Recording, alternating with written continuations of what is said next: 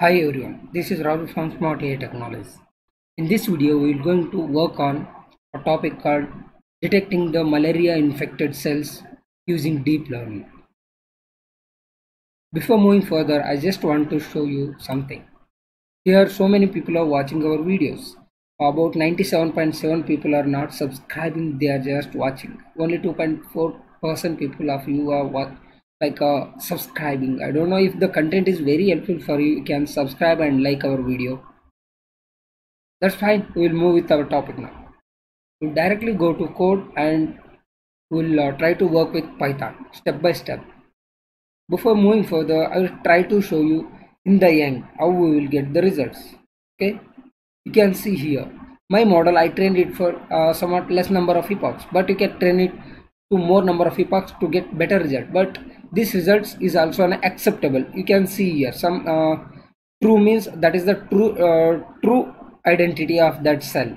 It says okay parasitized, but predictor says uninfected.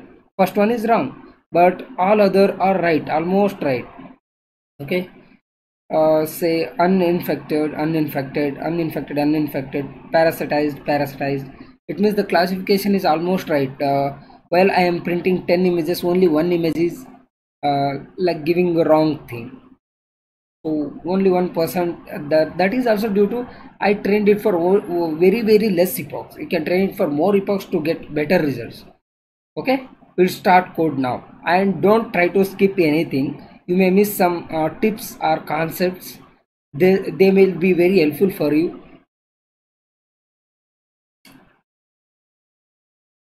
We'll start it from the first point, that is importing the libraries. What are the libraries that we are importing for our purpose? I'm importing glob and OS. This operating system, OS nothing but operating system library, is used to access any folders, files, accessing any devices connected to our machine using Python. Our glob is used to import content of any folder or insights of any folder, complete path of images, complete path of videos, like that. For that we will use glob. Then comes numpy. Numpy is used to work with arrays. This is used to multiply arrays, like do all array related process. So then comes seaborn. Seaborn is a library which is used to plot the graphs. You may be heard of matplotlib, which I am importing in the next line. The difference is very less. Matplotlib is actually used to plot the graphs, but in our case we are trying to plot images here. Seaborn is specially made to plot the graphs. There are so many options to plot the graphs. You can plot colorful graphs with a good visualization. Then comes Pandas. Pandas is a library which is used to import any data set or create any data frame, that is data set. Then comes scikit-learn library. From scikit-learn we are using model selection function, and from that we are taking train test split. This particular function is used to train the data into training and testing. From keras, that means from TensorFlow keras, we are using image data generator. Image data generator function is used to do the augmentation. If you don't know what is this augmentation, we will be sharing link below where I made a video for augmentation, why we need to do image augmentation, what is the importance of image augmentation in the increasing of accuracy and all those stuff. I will attach video and you can watch it. Okay, that's very useful video for you. And then comes a model library is used to build the model that we are importing it from keras. Then we are importing layers. What all these layers are? If you know little bit about deep learning models, layers are nothing but they are stock of filters. Okay, convolution 2D will be a one filter, max scaling 2D will be one filter, flattening will be one filter. There will be a stack of filters which comes together to build a model. They will be having their own process themselves. We will be seeing them, we will be using them below in our code. Then comes callback and early stopping. Here also early stopping and callback will be using below. I will be telling where we need to use and where we don't need to use, in which case you need to use early stopping, in which case you don't need to use early stopping. Okay, don't skip. These are all very important topics, especially early stopping thing. and then comes the model. Here I am importing ResNet, but I am not using ResNet here. Here I am using MobileNet, which I am importing below. Okay, that's fine. Let it be ResNet. So finally, I will be importing classification report library, which gives us entire clear report of each class. For example, say in our case malaria infected cells. If I give malaria infected 100 cell images, if my model predicts 90 correct and 10 wrong, I will get the complete report. It will be like this. Okay. This is what we call as a complete report. Precision, recall, FN score and support. We will get all these features when we use classification report library. Pre-process input is used to directly pre-process our images from image format to array format. We will see that. Now, first I need to mention the file path from which I am going to access all the images, all the subclasses or all the directories. My main folder name is cell_images. Now I am going to list the directories. What are the subdirectories are there within that? Okay, one is parasitized, another one is uninfected. What type of images they are having? Let us see. It will take time because it has 13,000 images for each class. Okay, this is parasitized images and this is uninfected images. I think you can see. Okay, now we are going to take all the image paths, complete image paths from both subfolders that you can see here using globe. Using globe, I will first move to this file path. Then what I will say is whatever the inner paths are there, double slash, that is nothing but it will go double times into the subfolders and it will get entire image paths. I will take all the image paths and I will make it as a list here. I am making it as a list. That means I am here, my file paths variable is having complete all images complete path.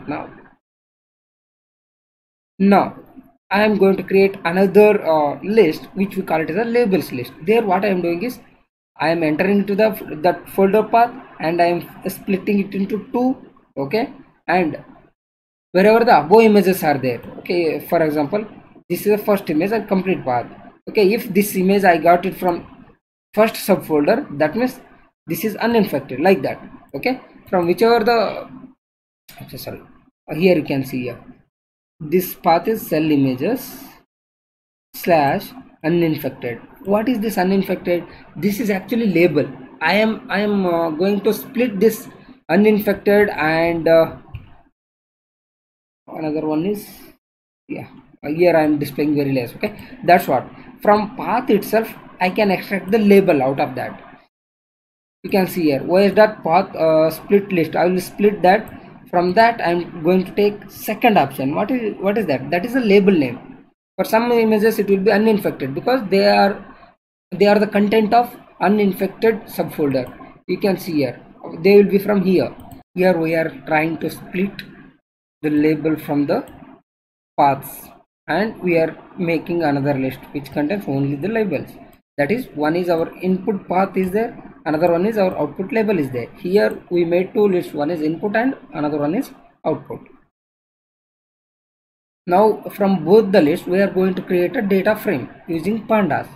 So in that data frame the first column will be file path, that is nothing but the complete path of all the images. Second will be their particular labels.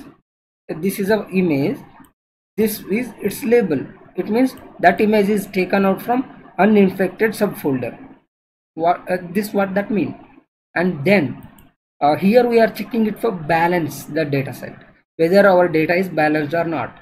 What is the importance of this balancing the data set?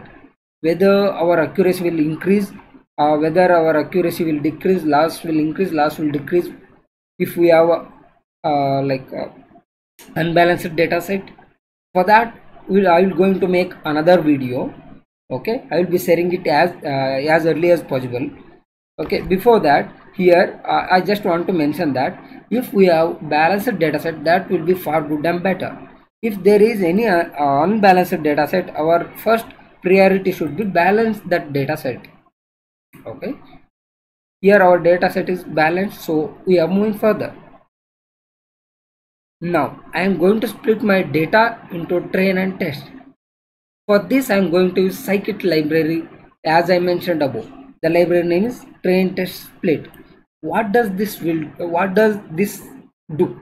Okay, it will take the entire data frame. Okay, that means this data frame here, okay, which is having image paths and labels. It will take that and it will split it to 75 and 25%. 75 and nothing but top 75 rows will be used for training. Below 25 number of rows will be used for testing. Random state will do some value, because to randomize the number rows. For example, okay, here there is uninfected parasite like this, but in some condition what happens is first 13,000 will be uninfected, next 13,000 will be parasitized. While we split the data set, below 25% nothing but only parasite will be splitted. We don't want like that, so we mix up the data first, then we split the data. For that we are giving this random state. Now I am going to plot some images for an example to show, okay, whether they are right or wrong, to visualize it, okay, whether we did whether our data frame which we formed is properly or not. So to check that, we are just printing some of the images here. You can see wherever the uninfected images are there, they are entirely clear. There are no pink dots within them. But where are there pink dots, they are infected by the malaria. Then comes image data generator. In image data generator, here I am using pre-process input. Directly, this is another library where normal augmentations are done, but here you can do manually. You can give, okay, what type of rotation it should be, what type of shifting it should do. For that, for augmentation, I made another video. You can watch that. You will get to know how particularly we can mention the augmentation here. Okay, I will be attaching that link below. If you don't get it, let me know, like contact us or message us, will provide you the link for that. Then using image data generator, we will augment the data, or we can say like we will pre-process the data. What this pre-processing contains always? It will contain resizing the image. It will contain rotation, normal rotation or flip or like that, with the pre-process input which we are using. Okay, this contains only resizing the image. Okay, if you want to do manual augmentation, you can watch our another video. You will get it and you can apply it here to get better results. So then, now I just defined that function here as a train, but I need to apply it on my data. How I will apply? I will call this function here train and flow from data frame. Flow from data frame is the sub function of this one. There I am mentioning, okay, take the train part of my data frame and apply this. Whatever the function is there, apply that. Here I am defining target size. This is size of images, and what should be the batch size. And class mode is categorical, or in our case we can say this is having only two classes, so binary classification we are doing now. We can mention like that, or categorical is also fine. Binary is best suits here. Your batch size, increasing the batch size increases the accuracy of any model. Now I am doing the same stuff for training data, validation data and test data. So how many images I am getting it for training is 20,668, for testing 6,890, for validation 6,890 images of two classes. So there comes our main idea or main motto of this project, that is using MobileNet. What this MobileNet is actually, MobileNet we call it as an We call this process as an transfer learning. What is transfer learning actually? For that, I will give one general example. Say there are two people, one who know karate, another person who don't know anything about any martial art. Now, if you need to train them for kung fu, both of them for kung fu, who will get trained very fast, very well, very better? Then, okay, actually a person who knew karate will learn kung fu faster than a person who didn't know anything. It means he already knew something in martial art, but you are using his old skills to update it according to your requirement, and you are making him to work very better. But what happens with other person? It's very hard. You need to train him from base. It will take time. Same way happens, same thing happens in deep learning model. There are, like when we say transfer learning, there are some models. Say MobileNet in case. MobileNet is actually trained for ImageNet dataset, which is very big dataset. It is trained on that much big dataset, and we are using that now. Information of that, we are removing top values. We are saying, okay, if you are trained already for 1000 class of images for those many hours and those many days, let it be fine. You know about classifying 1000 images. In case that MobileNet, it will classify normally like chairs, cycle, dog, cat, like that. But here what we will do is we will take that here, we will remove top value. We will say, okay, in our case we have only 2 classes, but and also our image size is not the old size which you are trained for. Our size is 100 cross 100 cross 3, like that. Here you can see that is normally trained for class thousands. Okay, but we will be changing that. Here we will be having dense layer in the end, and we will be saying you may be trained for 100 class 1000 classes, but I need only for 2 class. That is my model, just trained for my data now input. That is taking that old information, removing top and removing bottom. Okay, that's what we are doing. On top we are defining the input shape, on bottom we are defining, okay, how much results it should give. Only 2 results it should give. Okay, we are using that transfer learning technique. We are using that MobileNet, and we are defining that model. You need to do this dense. Okay, why? Because finally you need to say to that MobileNet that finally you should give only 2 values. One is whether that cell is infected with malaria or not. That's all. I don't want any other results from that MobileNet, like that you are telling that MobileNet. Okay, and after defining the this MobileNet model here, I'm going to compile. In the compile process, what you're gonna define here is which optimizer that you are using. We actually normally go with Adam, but there are so many other optimizers. You can work around them. Adam we are using, Adagard you can use, RMS prop you can use. Okay, and you can check, you can compare whether your model is getting improved or not. You can't just say, okay, Adam suits better, I am using Adam. You can go with Adagard or RMS prop. You can test it. If you want to test, if you are getting any error, let me know, I will help you. Okay, and loss, categorical loss is there, but here I am using only 2 classes. You can make it as a binary cross entropy also. Okay, and metrics, here I am getting accuracy. Whatever the things you define here during compilation, those values you will get during the training part. Okay, and here one callback function I am trying to do. As I mentioned, this is most important step here, early stopping. Whether there is need for any early stopping, and if there is any need, in which case we need early stopping, how we need to define early stopping. Okay, all these things I will tell you now.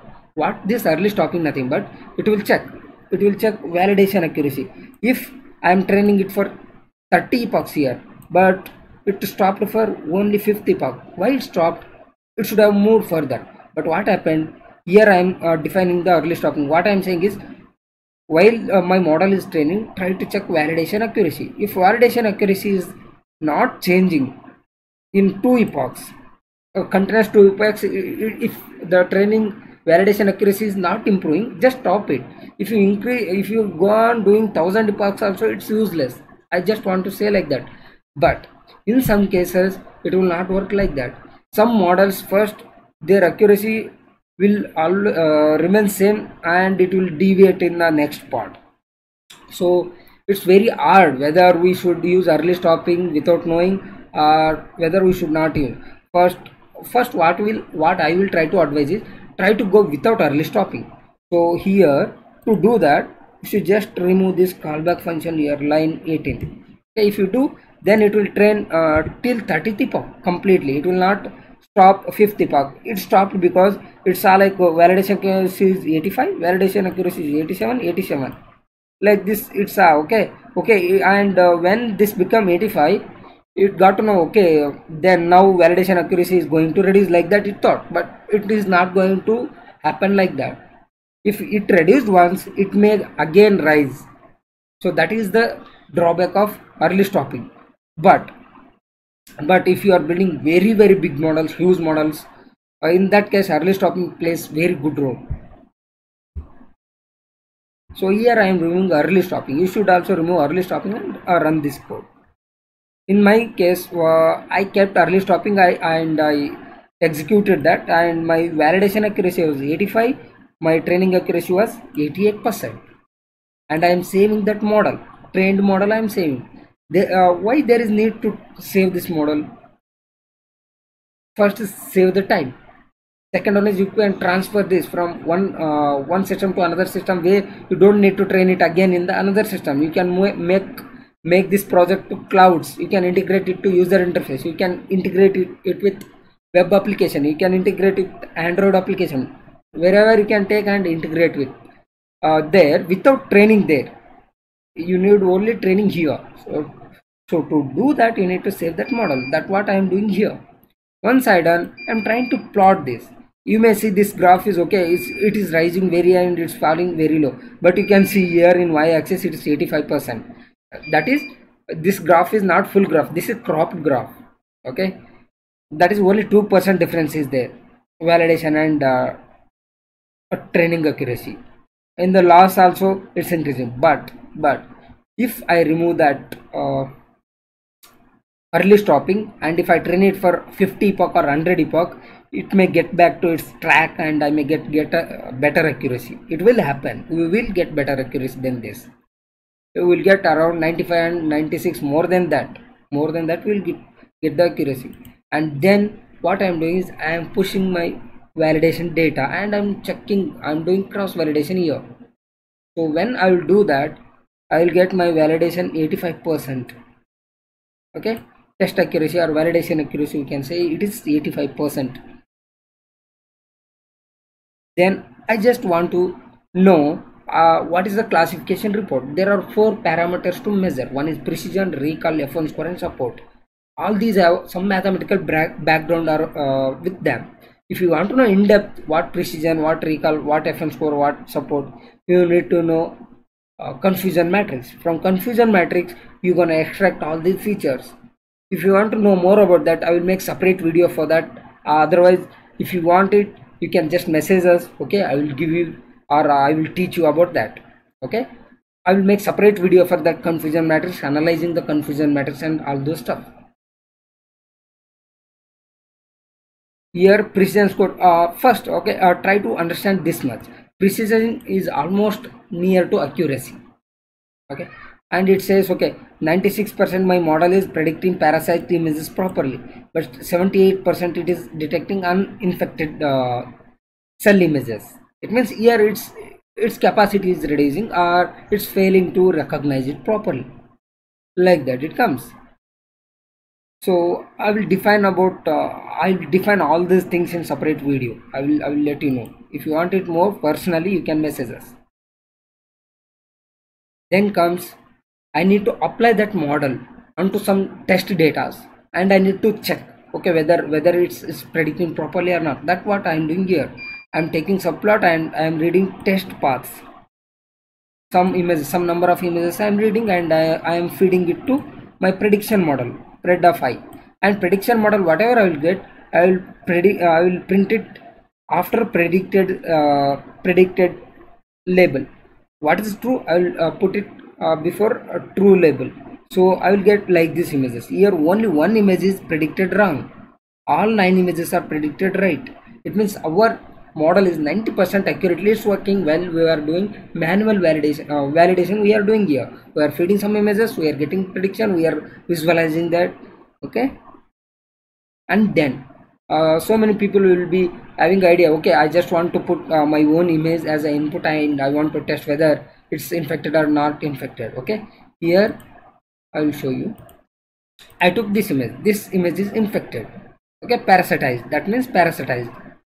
So when I feed that image here, okay, when I feed that image here, what it will say? 55% possibility that it is infected. That is right. It's infected. Like most weighted, more than 50%, whatever the class it comes, that is proper. Okay, 55% it belongs to one, 44% it belongs to class 2. Class 1 nothing but infected. It is our model is working fine. Okay, till it's fine. Now if you want to move all these codes and models to some way, what you need to use for that, I made code here. Only if you run code from here to below, you can use this anyway. You can just import that sy file. Okay, you can use that image, whatever the input image you want to give, and after that you can do the prediction and you will get this. Okay, list 55% and 44. The next what you can do is read this one. Okay, read this list, inside list. Okay, 55 44, access the element, see their index, 0 index or 1 index. Then if 0 index is more than 1 index, that means it belongs to parasitized class. If second one is more than first one, that it means it belongs to uninfected class. Like that you should make extra code here. If you want further help, you can contact us at any time. Okay, without any worries. And this is all about our video. If you like this video, try to like and subscribe our channel. There will be so many other videos will be coming, and we are planning like when we make some videos in future, we will be adding some interview related question according to that particular concept. We will do that in next videos. They will be very helpful for you. So try to click on that bell icon. You will be getting notifications. Don't forget to subscribe and like. Thank you very much for your time and patience.